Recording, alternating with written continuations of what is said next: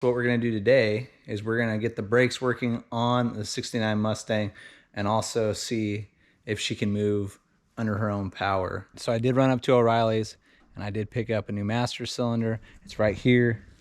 The box has seen better days, but it's what's inside that counts, not what's on the outside. So doesn't look like they were tossing around back there. Should work just fine. So we'll get this one replaced, put the new one on, and then we should have brakes. I don't see any other thing that'll be wrong, not unless the booster's bad and the diaphragm on the inside's ripped and it's just leaking air, so we're losing vacuum. But let's get the new master cylinder thrown in, and then we'll fire up again and check and see, when I add some fluid, if this old pony can move on her own and stop on her own. And hopefully the way the location is, or where this master cylinder sits, hopefully I can get it out without having to really move anything. I mean, this is pretty close right there. So hopefully it'll be able to slide out with no problems, and I shouldn't have to remove too much. I mean, of course, got to remove the brake lines, but that's enough of me just chatterboxing it over here. Let's get this old crusty, rusty one ripped out and throw that nice, pretty shiny one in its spot.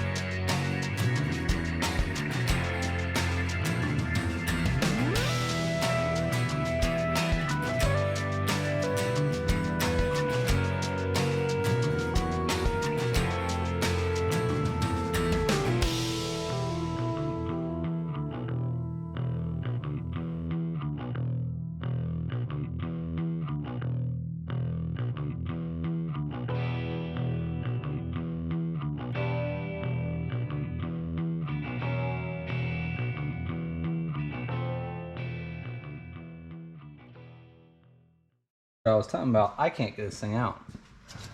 It's running right into the strut tower. So hopefully I can kind of maybe twist it around, but I don't think so. So I might have to pull the booster out of the way. I'm not sure. Give me a couple minutes. See if I can figure this freaking thing out. I had a feeling this was going to happen.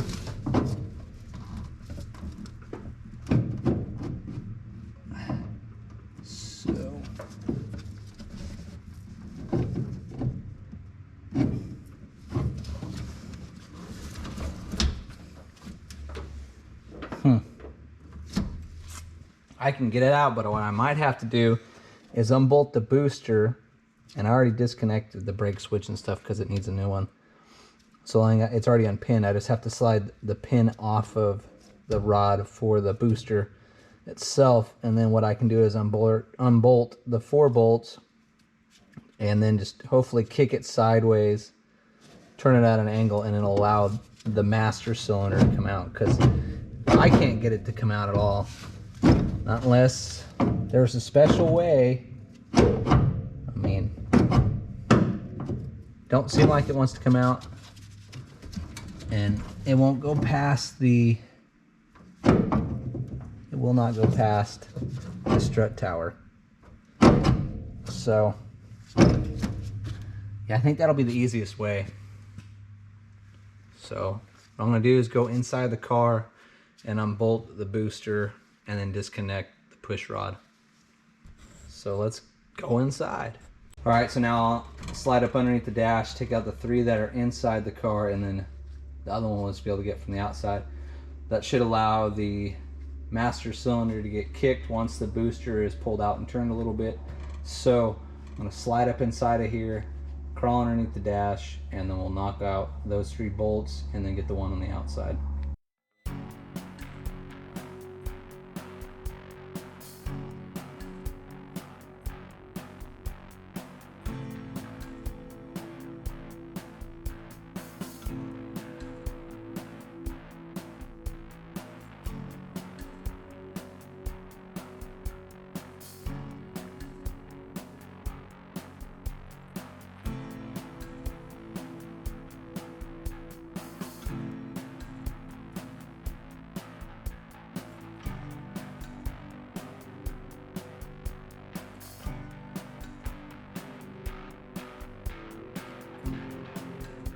All right, so there's actually, I lied, there's 5. So there's 1 on the outside and 4 on the inside, 1 directly underneath the steering column. So just makes you want to strangle the freaking engineer who made it, you know. It's like, you could have just moved it over. But let's slide this thing out.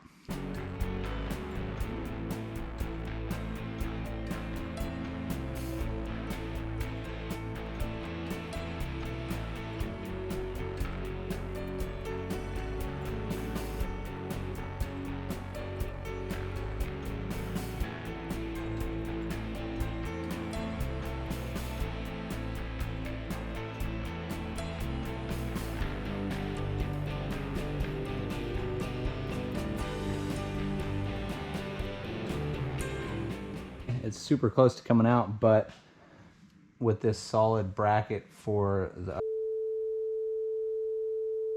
All right, before I was rudely interrupted by my GoPro battery dying, the booster is super close, but it's a 1-piece strut tower brace instead of the normal 3-piece or 2-piece that the car came with, because you could unbolt it here.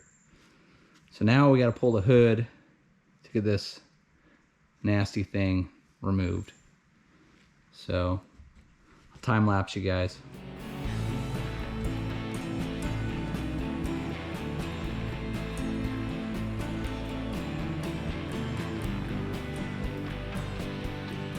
See how easy that was with the hood off? Simple. We did get the booster cleaned up. Everything's good. The diaphragm's good. It's not ripped. I did clean up the push rod. It had a little bit of rust on it. Nothing to worry about. So that's good. It didn't seem like it was sticking like when I did the General Lee in my last video. Or one of my last videos, I should say. But yeah, the booster is good. The master cylinder, the only thing that's different is they give you 2 new fittings for your brake lines. One of them works, the other one's too big. So luckily, since I've worked on a few cars over the years, I've collected, you know, stuff. So I do have a fitting that'll work. So we should be able to get everything put back on the car tonight.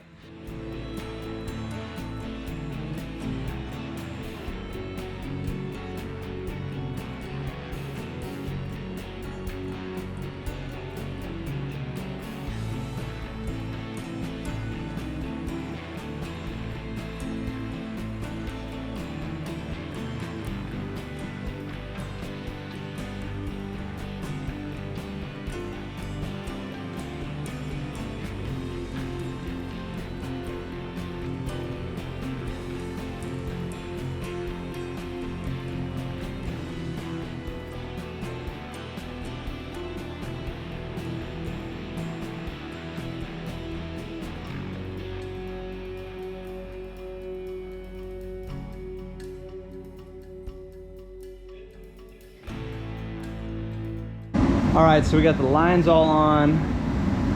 1 bolt in there for the booster. It's bolted up. The master's bolted to the booster. So I just got to go inside and finish bolting up the 4 bolts, and then we should be able to put fluid in it. I'll crack the lines.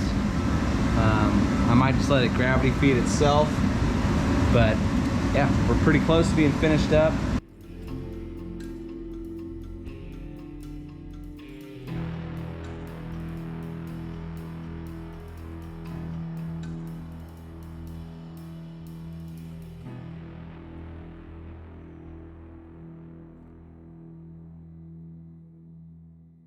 All right, it's time to put some brake fluid in the master cylinder, but the bad thing is I'm out of brake fluid, and the other huge container I have is out in my part shed, and my neighbor called the other day and said there's 2 mountain lions. So if I don't make it back and this video never gets out, I was eaten alive. All right, so I made it back from the part shed with the massive jug of a good old .3 brake fluid.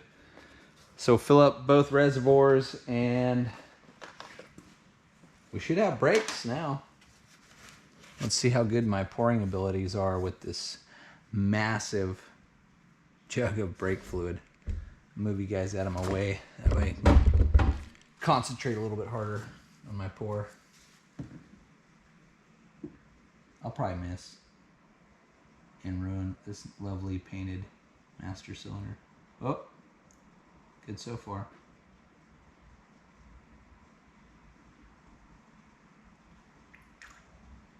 Good on the front one, or the back one. Let's try this front one.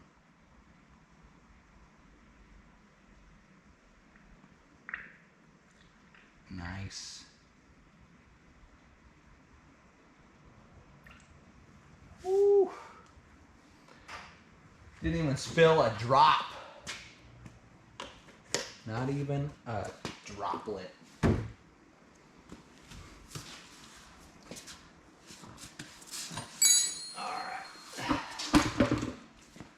Now it's time to bleed these little suckers. All right, so it's the next day. Sorry for the noise, but I did get the brakes to bleed, and the reason why I cut the video off is because both lines were plugged up, and it would have took some time. I don't think you guys would have seen that. So I got the lines cleaned out, got them back on, did get the brakes bled, and then I did go up and get a cap and rotor, so we'll replace that today, and I am gonna take these AC lines off and get them out of the way, and we'll just cap that stuff off. I did get a set of plugs also, so we'll put those in there.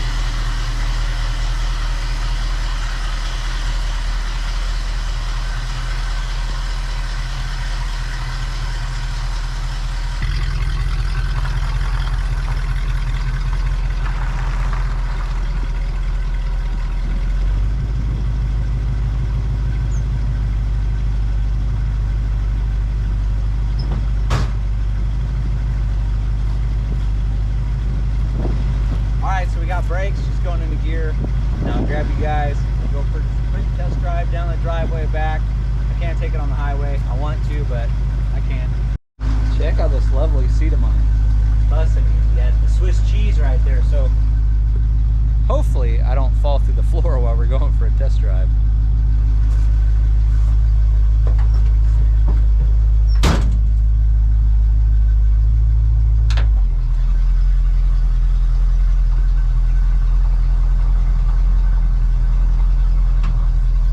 Gotta make sure I don't run into the Merc.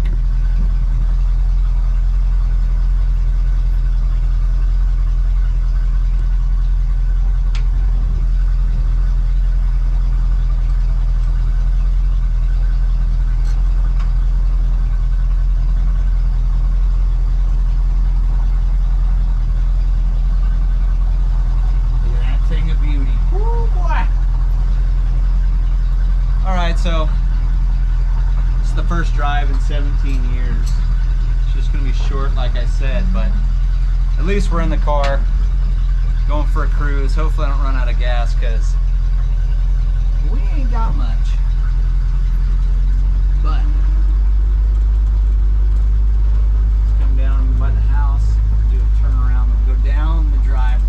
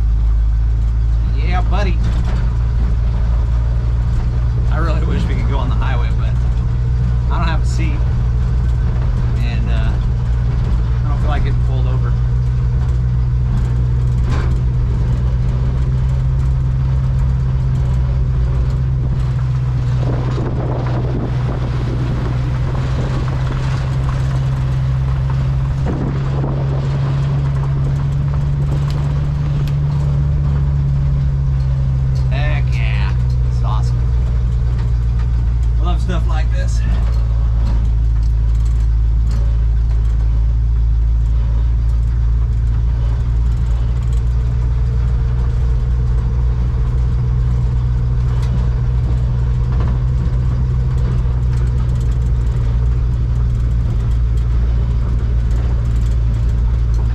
It's also too bad my dang driveway is freaking gravel and rougher than rough. But what are you gonna do? One day I'll pave her.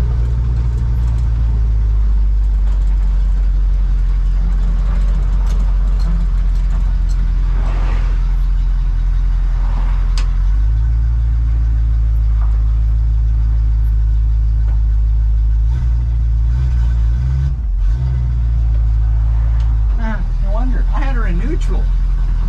I thought I had her in gear. Jesus.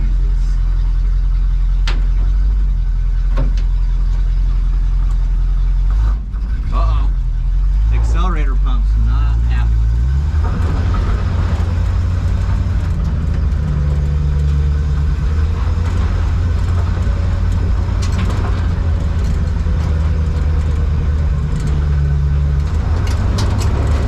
Woo, she's lighting the rear end, boys.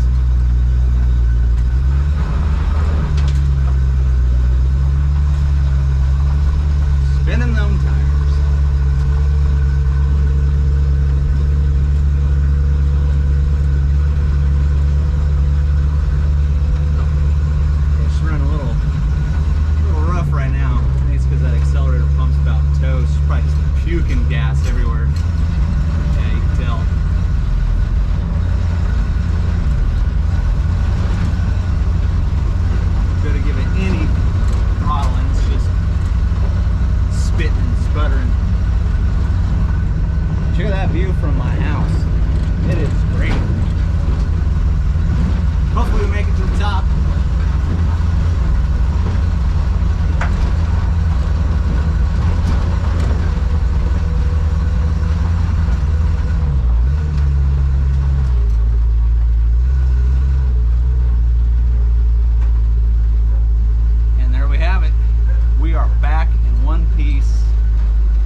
Didn't die, so I'm super stoked.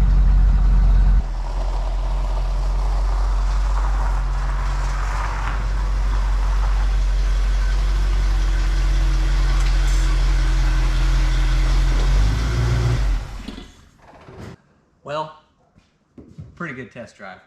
As you can tell, our main issue was this lovely 2-barrel that was just puking gas everywhere because that accelerator pump is toast. I mean, what do you expect for sitting for 17 years? But luckily we do not have to rebuild this thing. We are getting a new manifold and a carburetor. The next thing I do have to order is a set of headers and some mufflers, starter, and a new radiator, cooling lines also. I did order some bushings for the leaf springs and the shackles, so I'll take care of the rear end of the car, and then with all that new performance parts stuff, that'll really wake this car up. So if you guys did like today's video on watching this thing drive, stop, go into gear, make sure you guys subscribe to the channel and also hit that notification bell. That way you guys can stay notified on the next step with the 69 Mustang. Once the mechanical stuff is done, then it's time to put a facelift on this thing. Thanks for watching, guys. I'll see you later.